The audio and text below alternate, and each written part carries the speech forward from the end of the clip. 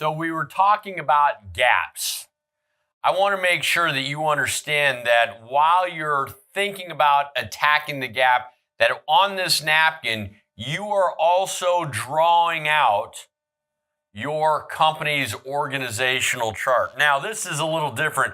I'm not talking about an org chart in the sense that you've got every role and responsibility. No, I want you to map out the org chart in terms of the business units that you have. You see, every single organization, every organization has at least 6 business units that they need to be funding and financing and managing.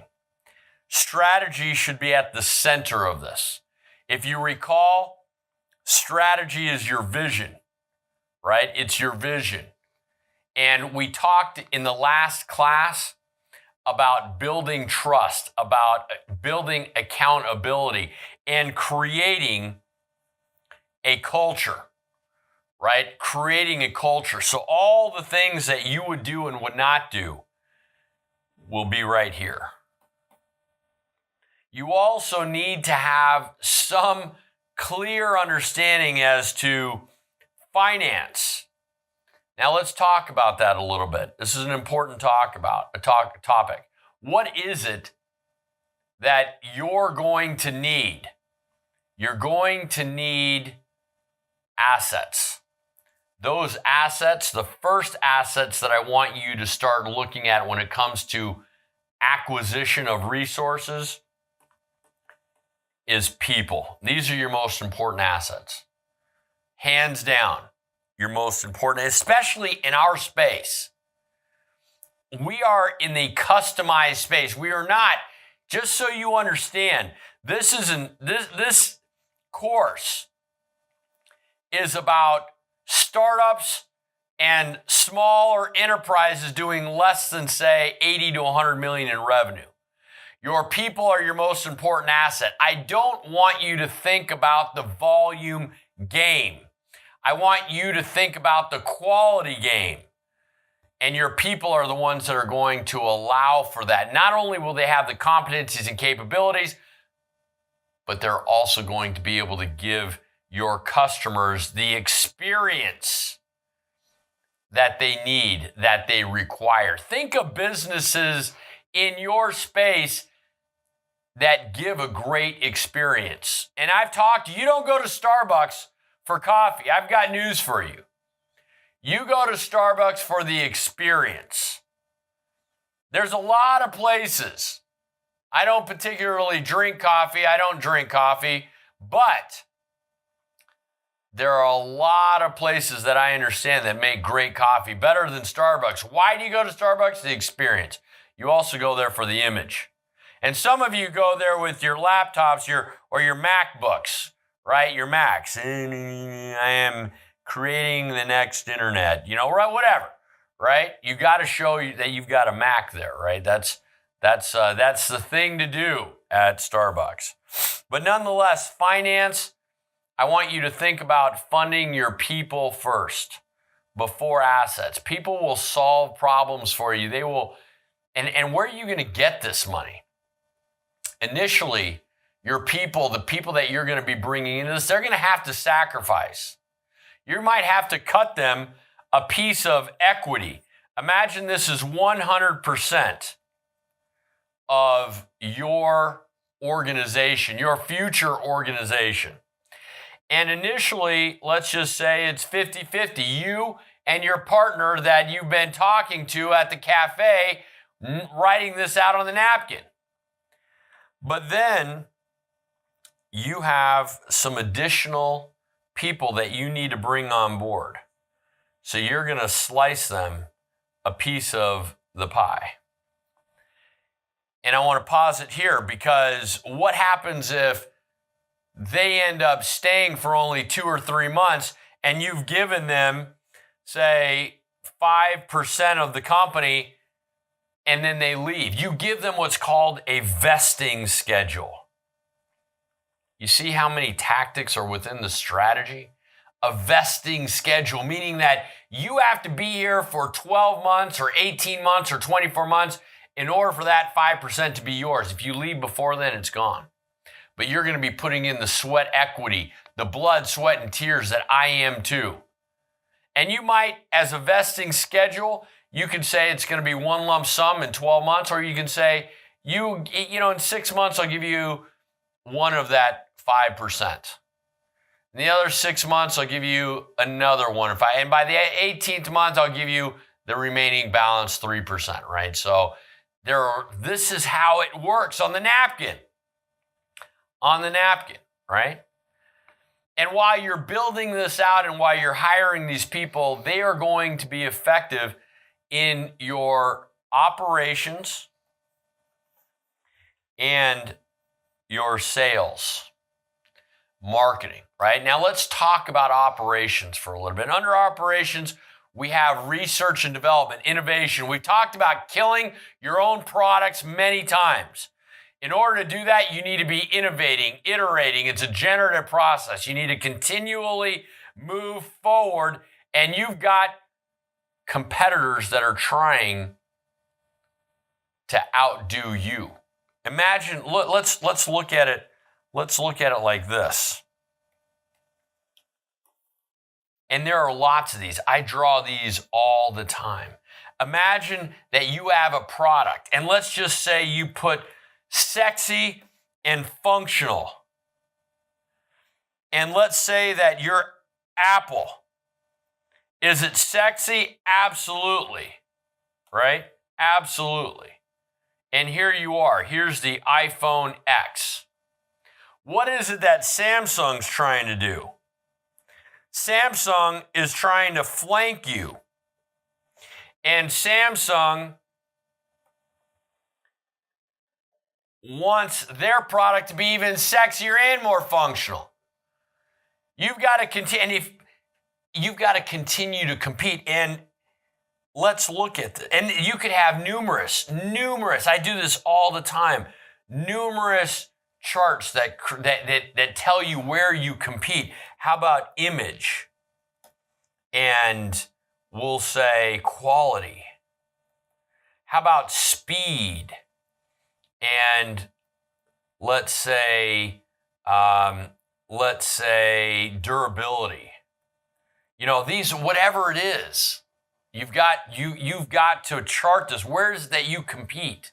And the reality of it is, at Apple, it's sexy and functional, right? That's their primary goal. We've got to make something sexy and we got to make it work. And if you go back in time, let's go back in time. Samsung was here, and you could keep going back. And before the iPhone X and the iPhone 8, because they were launched at the same time, you had the iPhone 7, right? And you can keep going back, and you see how they continue to flank each other. This is what we call flanking. You have your competitors on both sides of you, and they have just leapfrogged you, and now you have to leapfrog them.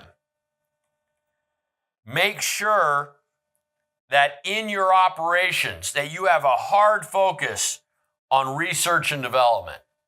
A hard focus. Now, we also have indoctrinated you with efficiency. That's TQM, Total Quality Management. Efficiency. As a smaller organization, make sure that yes, you want to be efficient, but that you do not spend too much time on it. Why? Because you're going to go out of business being efficient. You need sales. Without sales, you have no efficiency. You have no business.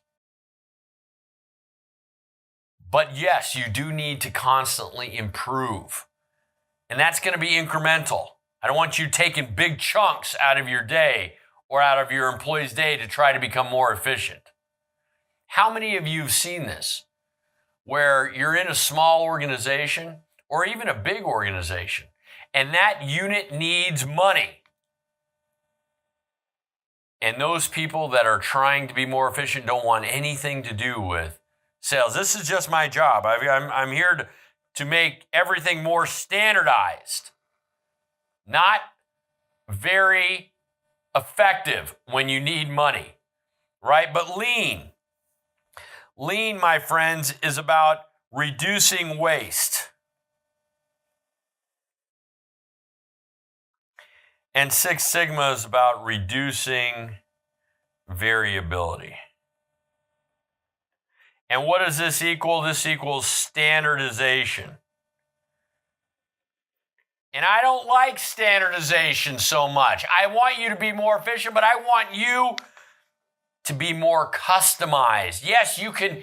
There are things that you can do to make sure that every unit or everything that you do is going to come out the same, but make sure that it's differentiated. Let me give you a real world example. Several months ago, I hired a lawyer to help with some immigration issues. I don't want to say immigration issues, some immigration paperwork for some of my employees.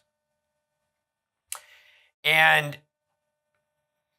he said, it's going to take me 2 months to do the research. And so I thought, well, wow, that's a long time. Okay, do it. Paid him the retainer. The next thing I know, 2 months have passed. I email him. I ask him for that document. He gets back to me and says, I'm just pulling it together now. And I said, all right. He gets me the document. I email him back and I said, send me the retainer back. What you gave me was a template where all you did is change the name, and it was very, very cookie cutter. And he copy pasted. It was very standardized. And I said, are you kidding me? I already knew this. And it looks like you just put my name or their names in the spots where they're supposed to go. And you want me to pay for this? Send me the money back. And he did. It wasn't customized enough. And he emailed me back. This information is, proprietary. I said it's not proprietary when I emailed him back because I already knew it. I had already done my own research. I was hoping for some real, valuable, customized information. Reducing variability is great, but people want customization. They want to feel that they're going to get that experience from you. Marketing, we've talked about it ad nauseum. This is where you should be spending at least 80% of your time. Your strategy is only going to be as effective as your sales. Put that down in the next quiz. I don't care if there's a question about it or not. Put that down on the next time you talk to your employees or your partners or quiz your friends. Your strategy is only going to be as effective as your sales. If you have no sales, you have no strategy, right? So spend as much time as you can on sales. You're going to learn more about your customers. You need to know more about your customers. And this is going to give you the image that you want to portray. Be, do, get. Be is the image. Do is execute. And my friends, when you be, do, get, you're going to end up having a result. And this result are rewards. And that usually is in the form of money, right? But it also tightens up your culture. It's all very, very intertwined. It's all threaded together. Write this on a napkin. Go through it. What would you want your organizational chart to look like? And you have to understand that there are boundaries. Identify on this other napkin that you've got that, yeah, you're going to need capital. And there are regulations. These regulations, my friends, are going to come in the form of certificates or laws surrounding your industry, etc. Expertise. You have to have the expertise. Accessibility. And not all of us are manufacturing. Service is a big part of my company, but I want you to put manufacturing. CREAM, this is the acronym. While you're writing this down, you need to be aware of all of the boundary conditions relevant in your industry, relevant in your space. Which one is it that's going to give you the biggest problem? And here's the beautiful thing. When you can overcome all of these, you create, and I'm going to steal this from Warren Buffett. Warren Buffett has this beautiful term called an economic moat. An economic moat, meaning that the barriers to entry are high. Those are the boundaries. The barriers to entry are high. And this gives you a competitive advantage. Not everybody's doing it. We've talked before about finding the gaps. Find a gap with high barriers to entry where not everyone can do it. These boundary conditions, yes, they're difficult, which is why you need to get into that space. I'm Senor Chavez, and now we're cooking with gas.